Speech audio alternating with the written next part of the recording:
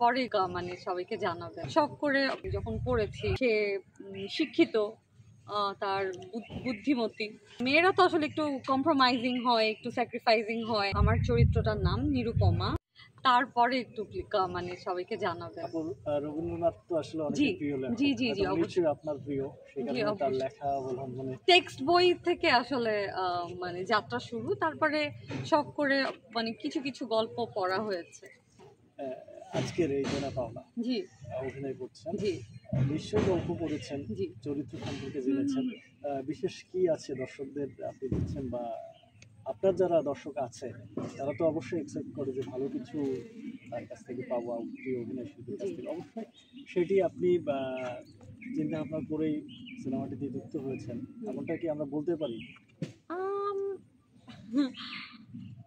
আমার আসলে নিরুপমা মানে দেনা পাওনার আমার চরিত্রটার নাম নিরুপমা।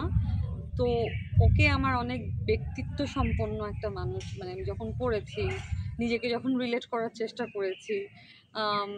সে শিক্ষিত, তার বুদ্ধিমতী, এবং সেই জায়গা থেকে রিলেট কিছুটা করতে পেরেছি। আর মেয়েরা তো আসলে একটু কম্প্রোমাইজিং হয়, একটু স্যাক্রিফাইসিং হয়।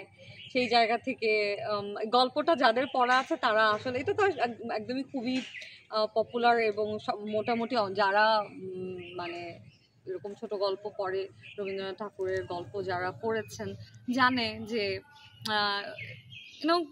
মেয়েদের যেই স্ট্রাগলটা ওই টাইপেরই আর কি, যে শ্বশুরবাড়ির নির্যাতন, বাবাকে আসলে কষ্ট না দেয়া, টোটালি আসলে এই গল্পটা এক্স্যাক্টলি এটাই।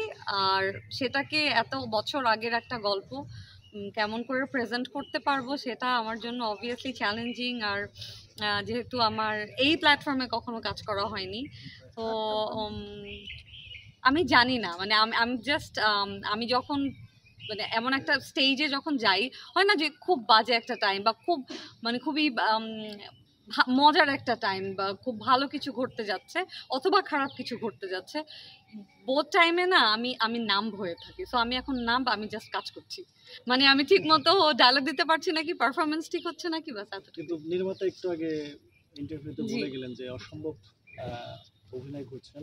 আচ্ছা আচ্ছা আচ্ছা, বেশ প্রশংসা করলেন। আলহামদুলিল্লাহ, আমার খুবই ভালো লেগেছে। ডেফিনেটলি আমি যদি আসলেই সেটা যদি মানে ওনার যে এক্সপেকটেশন সেভাবে যদি আমি পারফরমেন্স করতে পারি, আমার মানে আমি নিরুপমাকে আমি যদি সুন্দর করে প্রেজেন্ট করতে পারি, আমি আসলে মনে করবো আমি সাকসেসফুল। আরেকটা বিষয় জানতে চাই, সেটা হচ্ছে আমি সম্প্রতি দেখছি আপনি সামাজিক যোগাযোগ মাধ্যমে বেশ অ্যাক্টিভ, এখন ভিডিও দিচ্ছেন, দেখছি লাইফস্টাইল দেখা যাচ্ছে আপনার।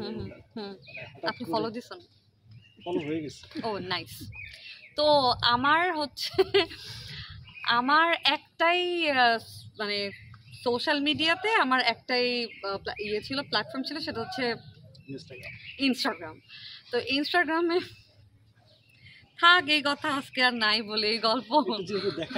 তো ইনস্টাগ্রামে ধরেন মুরগি টুরগি কাটলেও ফ্রেন্ডের বাসায় ওগুলো নিউজ হয়ে যেত।